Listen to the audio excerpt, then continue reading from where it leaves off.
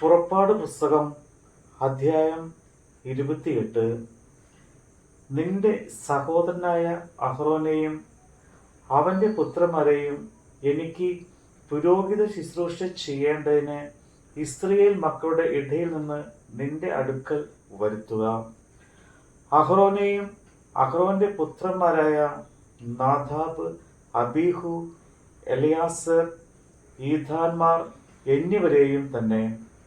നിന്റെ സഹോദരനായ അഹ്റോനു വേണ്ടി മഹത്വത്തിനും അലങ്കാരത്തിനുമായി വിശുദ്ധ വസ്ത്രം ഉണ്ടാക്കണം.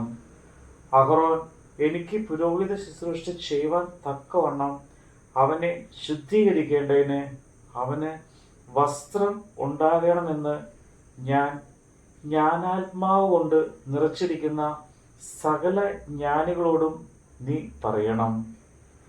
അവർ ഉണ്ടാക്കേണ്ടതിന് വസ്ത്രമോ, പതക്കം, ഏഫോദ്, നീലക്കുപ്പായം, ചിത്രത്തൈലുള്ള നീലയങ്കി, മുടി, നടുക്കെട്ട് എന്നിവ തന്നെ. നിന്റെ സഹോദരനായ അഹ്റോൻ എനിക്ക് പുരോഹിത ശുശ്രൂഷ ചെയ്യേണ്ടതിന് അവനും അവന്റെ പുത്രന്മാർക്കും വിശുദ്ധ വസ്ത്രം ഉണ്ടാക്കണം. അതിന് പൊന്ന്, നീലനൂൽ, ധൂമ്രനൂൽ, ചുമപ്പുനൂൽ, പിരിച്ച പഞ്ഞിനൂൽ എന്നിവ എടുക്കണം. പൊന്ന്, നീലനൂൽ, ധൂമ്രനൂൽ, ചുമപ്പുനൂൽ, പിരിച്ച പഞ്ഞിനൂൽ എന്നിവ കൊണ്ട് നെയ്ത്തുകാരന്റെ ചിത്രപ്പണിയായി ഏഫോദ് ഉണ്ടാക്കണം. അതിന്റെ രണ്ട് അറ്റത്തോട് ചേർന്നതായി 2 ചുമൽ കണ്ടം ഉണ്ടായിരിക്കണം. അങ്ങനെ അത് തമ്മിൽ ഇണ പിരിച്ചിരിക്കണം. അത് കെട്ടിമുറുക്കുവാൻ അതിന്മേൽ ഉള്ളതായി ചിത്രപ്പണിയായ നടുക്കെട്ട് അതിൽ നിന്ന് തന്നെ അതിൻ്റെ പണി പോലെ പൊന്ന്, നീലനൂൽ, ധൂമ്രനൂൽ, ചുമപ്പുനൂൽ, പിരിച്ച പഞ്ഞിനൂൽ എന്നിവ കൊണ്ട് ആയിരിക്കണം. അതുകൂടാതെ 2 ഗോമേദക കല്ല് എടുത്ത് അവയിൽ ഇസ്രായേൽ മക്കളുടെ പേര് കൊത്തണം. അവരുടെ പേരുകളിൽ 6 ഒരു കല്ലുമേലും ശേഷമുള്ള 6 മറ്റേ കല്ലിലും അവരുടെ ജനനക്രമത്തിൽ ആയിരിക്കണം. രത്നശില്പിയുടെ പണിയായി മുദ്രക്കൊത്തുപോലെ 2 കല്ലിലും ഇസ്രായേൽ മക്കളുടെ പേര് കൊത്തണം. അവ പൊൻ തടങ്ങളിൽ പതിക്കണം. കല്ല് 2 ഏഫോദിന്റെ ചുമൽ കണ്ടങ്ങളിന്മേൽ ഇസ്രായേൽ മക്കൾക്കു വേണ്ടി ഓർമ്മക്കല്ലായി വയ്ക്കണം. അഹ്റോൻ യഹോവയുടെ മുമ്പാകെ അവരുടെ പേർ ഓർമ്മയ്ക്കായി തൻ്റെ 2 ചുമലിന്മേലും വഹിക്കണം. പൊന്നുകൊണ്ട് തടങ്ങൾ ഉണ്ടാക്കണം. തങ്കം കൊണ്ട് ചരടുപോലെ മുറിച്ച കുത്തു പണിയായി 2 സരപ്പളിയും ഉണ്ടാക്കണം.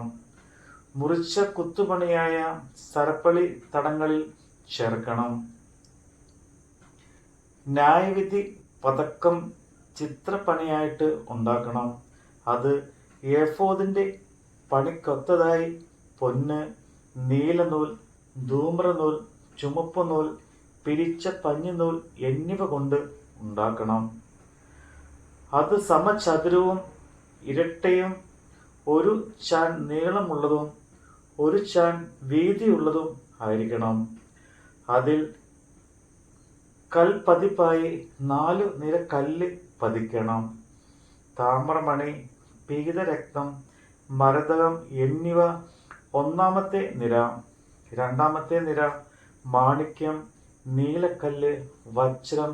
3-ാമത്തെ നിര പത്മരാഗം, വൈഡൂര്യം, സുഗന്ധിക്കല്ല്. 4-ാമത്തെ നിര പുഷ്പരാഗം, ഗോമേദകം, സൂര്യകാന്തം. അവ അതത് തടത്തിൽ പൊന്നിൽ പതിച്ചിരിക്കണം. ഈ കല്ല് ഇസ്രായേൽ മക്കളുടെ പേരോടുകൂടെ അവരുടെ പേർ പോലെ 12 ആയിരിക്കണം. 12 ഗോത്രങ്ങളിൽ ഓരോന്നിന്റെ പേർ അവനിൽ മുദ്രയ്ക്കൊത്തതായി കൊത്തിയിരിക്കണം. പതകത്തിന് ചരട് പോലെ മുറിച്ച കൊത്തുപണിയായി തങ്കം കൊണ്ട് സരപ്പളി ഉണ്ടാക്കണം. പതകത്തിന് പൊന്നുകൊണ്ട് 2 വട്ടക്കണ്ണി ഉണ്ടാക്കി പതകത്തിന്റെ 2 അറ്റത്തും വട്ടക്കണ്ണി വയ്ക്കണം.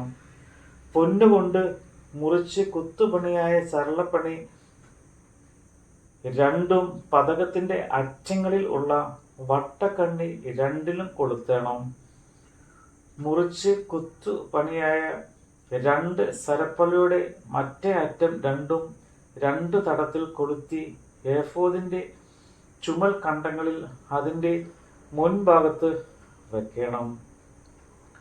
പൊന്നുകൊണ്ട് 2 വട്ടക്കണ്ണി ഉണ്ടാക്കി പതകത്തിന്റെ മറ്റേ 2 അറ്റത്തും ഏഫോദിന്റെ കീഴറ്റത്തിനു നേരെ അതിന്റെ വിളുമ്പിൽ അകത്തായി വയ്ക്കണം. പൊന്നുകൊണ്ട് വേറെ 2 വട്ടക്കണ്ണി ഉണ്ടാക്കി ഏഫോദിന്റെ മുൻഭാഗത്ത് അതിന്റെ 2 ചുമൽ കണ്ടത്തിന്മേൽ താഴെ അതിന്റെ ഇണപ്പിനരികെ ഏഫോദിന്റെ നടുക്കെട്ടിന്മേലായിരിക്കണം. പതകം ഏഫോദിന്റെ നടുക്കെട്ടിന്റെ മേലായി ഇരിക്കേണ്ടതിനും ഏഫോദിന്റെ ആടാതിരിക്കേണ്ടതിനും അതിന്റെ വട്ടക്കണ്ണുകളിൽ ഏഫോദിന്റെ വട്ടക്കണ്ണുകളോട് നീല നാട കൊണ്ട് കെട്ടണം. അങ്ങനെ അഹരോൻ വിശുദ്ധ മന്ദിരത്തിൽ കടക്കുമ്പോൾ ന്യായവിധി പതക്കത്തിൽ ഇസ്രായേൽ മക്കളുടെ പേര് എപ്പോഴും യഹോവയുടെ മുമ്പാകെ ഓർമ്മയ്ക്കായിട്ട് തൻ്റെ ഹൃദയത്തിന്മേൽ വഹിക്കണം. ന്യായവിധി പതക്കത്തിനകത്ത് ഊറിമും തുമ്മീരും വെളിപ്പാടും സത്യവും വയ്ക്കണം. അഹരോൻ യഹോവയുടെ സന്നിധാനത്തിങ്കൽ കടക്കുമ്പോൾ അവന്റെ ഹൃദയത്തിന്മേൽ ഇരിക്കണം. അഹരോൻ ഇസ്രായേൽ മക്കൾക്കായുള്ള ന്യായവിധി എപ്പോഴും യഹോവയുടെ മുമ്പാകെ തൻ്റെ ഹൃദയത്തിന്മേൽ വഹിക്കണം. ഏഫോദിന്റെ അങ്കി മുഴുവനും നീലനൂൽ കൊണ്ട് ഉണ്ടാക്കണം. അതിന്റെ നടുവിൽ തല കടപ്പാൻ ഒരു ദ്വാരം വെക്കണം. ദ്വാരത്തിന് നെയ്ത്തു പണിയായ ഒരു നാട ചുറ്റിനും വേണം. അത് കീറിപ്പോകാതിരിപ്പാൻ കവചത്തിന്റെ ദ്വാരം പോലെ അതിന് ഉണ്ടായിരിക്കണം. നീലനൂൽ, ധൂമ്രനൂൽ, ചുമപ്പുനൂൽ എന്നിവ കൊണ്ട് ചുറ്റും അതിന്റെ വിളുമ്പിൽ മാതക പഴങ്ങളും അവയുടെ ഇടയിൽ ചുറ്റും പൊന്നുകൊണ്ട് മണികളും ഉണ്ടായിരിക്കണം. അങ്കിയുടെ വിളുമ്പിൽ ചുറ്റും ഒരു പൊന്മണി, ഒരു മാതളപ്പഴം, ഒരു പൊന്മണി, ഒരു മാതളപ്പഴം ഇങ്ങനെ വേണം. ശുശ്രൂഷ ചെയ്യുകയിൽ അഹരോൻ അത് ധരിക്കണം. യഹോവയുടെ മുമ്പാകെ വിശുദ്ധ മന്ദിരത്തിൽ കടക്കുമ്പോഴും പുറത്തു വരുമ്പോഴും അവൻ മരിക്കാതിരിക്കേണ്ടതിന് അതിൻ്റെ ശബ്ദം കേൾക്കണം. തങ്കം കൊണ്ട് ഒരു പട്ടം ഉണ്ടാക്കി അതിൽ യഹോവയ്ക്ക് വിശുദ്ധം എന്ന മുദ്ര കൊത്തണം. അത് മുടിമേൽ ഇരിക്കേണ്ടതിന് നീല ചരട് കൊണ്ട് കെട്ടണം. അത് മുടിയുടെ മുൻഭാഗത്ത് ധരിക്കണം. ഇസ്രായേൽ മക്കൾ തങ്ങളുടെ സകല വിശുദ്ധ വഴിപാടുകളിലും ശുദ്ധീകരിക്കുന്ന വിശുദ്ധ വസ്ത്രങ്ങളുടെ കുറ്റം അഹരോൻ വഹിക്കേണ്ടതിന് അത് അഹരോന്റെ നെറ്റിയിൽ ഇരിക്കണം. യഹോവയുടെ മുമ്പാകെ അവർക്ക് പ്രസാദം ലഭിക്കേണ്ടതിന് അത് എപ്പോഴും അവന്റെ നെറ്റിയിൽ ഇരിക്കണം. പഞ്ഞിനൂൽ കൊണ്ട് ഉള്ളങ്കിയും വിചിത്ര പണിയായി നെയ്യണം. പഞ്ഞിനൂൽ കൊണ്ട് മുടിക്കും ഉണ്ടാകണം. നടുക്കെട്ടും ചിത്ര തയ്യൽ പണിയായിട്ട് ഉണ്ടാകണം.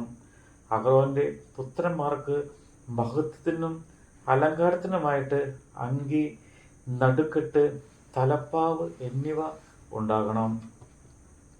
അവ നിന്റെ സഹോദരനായ അഹരോനെയും അവന്റെ പുത്രന്മാരെയും ധരിപ്പിക്കണം. അവർ എനിക്ക് പുരോഹിത ശുശ്രൂഷ ചെയ്യേണ്ടതിന് അവരെ അഭിഷേകവും കരപൂർണവും ചെയ്ത് ശുദ്ധീകരിക്കണം. അവരുടെ നഗ്നത മറപ്പാൻ അവർക്ക് ചണനൂലുകൊണ്ട് കാൽ ചട്ടയും ഉണ്ടാകണം. അത് അര തുടങ്ങി തുട വരെ എത്തണം. അഹരോനും അവന്റെ പുത്രന്മാരും വിശുദ്ധ മന്ദിരത്തിൽ ശുശ്രൂഷ ചെയ്യുവാൻ സമാഗമന കൂടാരത്തിൽ കിടക്കുമ്പോഴേ യാഗപീഠത്തിന്റെ അടുക്കൽ ചെല്ലുമ്പോഴോ കുറ്റം ചുമന്ന് മരിക്കാതിരിക്കേണ്ടതിന് അവർ അതു ധരിക്കണം. അവനും അവന്റെ സന്തതിക്കും അത് എന്നേക്കുമുള്ള ചട്ടം ആയിരിക്കണം. നമ്മുടെ കർത്താവിൻ്റെ വചനമാണ് നമ്മൾ കേട്ടത്.